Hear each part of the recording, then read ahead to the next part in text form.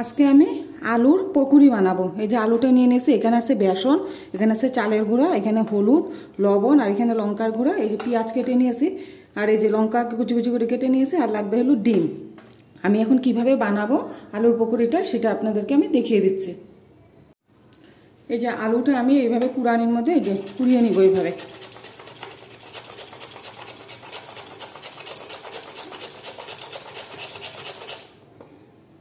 এই যে এরকম আমি আলুগুলো কুড়িয়ে নেব। এই যে দেখেন আলুটা সবগুলো আমি কুড়িয়ে নিয়েছি, কুড়িয়ে ভালো করে ধুয়ে নিয়ে এসেছি। এই যে দেখেন কি সুন্দর ঝরঝরে জল রাখিনি। এটার মধ্যে আমি এখন দিয়ে দেব এই যে পেঁয়াজ কুচি,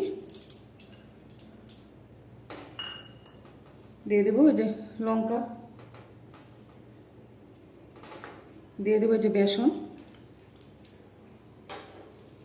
দিয়ে দেবো চালের গুঁড়া,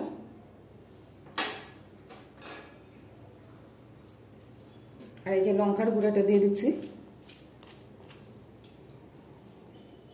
দিয়ে দেবো এই যে লবণ,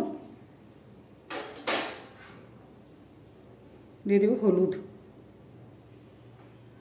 আর আমি যে একটা ডিম ফাটিয়ে দিয়ে দেবো।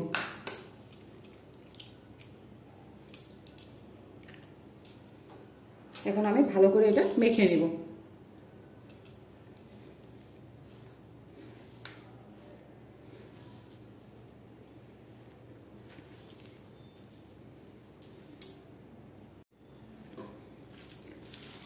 এই যে দেখেন আমি ভালো করে মেখে নিয়েছি। আমি এটার মধ্যে এখনো জল দেইনি, যদি লাগে তবেই দিব, কিন্তু আমাদের জল লাগবে না, এটার মধ্যে জল দিতে হবে না। এভাবেই আমাদের মাখা সুন্দর হয়ে গিয়েছে। দেখেন এভাবে ভালো করে আমি এখন মেখে নিয়েছি। এখন আমি এটা পকোড়িটা বানাবো। কড়াইতে আমি রিফাইন তেল দিয়ে দিয়েছি, তেলটা গরম হয়ে গিয়েছে। এখন আমি এই যে আলু পকোড়িগুলোকে বানিয়ে নিচ্ছি। এই যে এইভাবে দিয়ে দেব, এভাবে একটা একটা করে ছেড়ে দেবো তেলে। আমার এই আলু পকোড়ি রেসিপিটা যদি ভালো লাগে তাহলে আপনারা লাইক করবেন, শেয়ার করবেন, সাবস্ক্রাইব করবেন।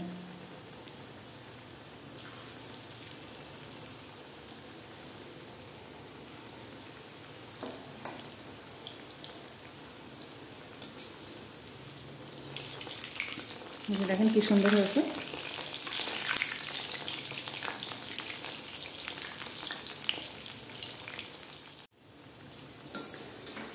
এই যে দেখেন আলুর পকোড়িগুলো আমাদের কি সুন্দর হয়ে গিয়েছে। এই যে আমি কিন্তু স্টিম বাড়িয়ে করেছি এটাকে। এই দেখেন আমি এখন এটাকে নামিয়ে দিচ্ছি।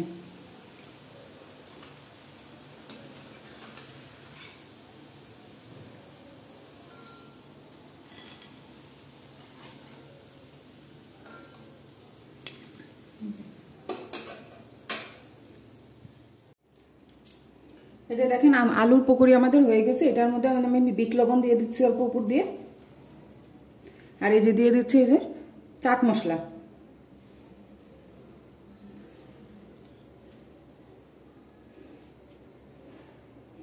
এগুলো দিলে খেতে ভালো লাগবে।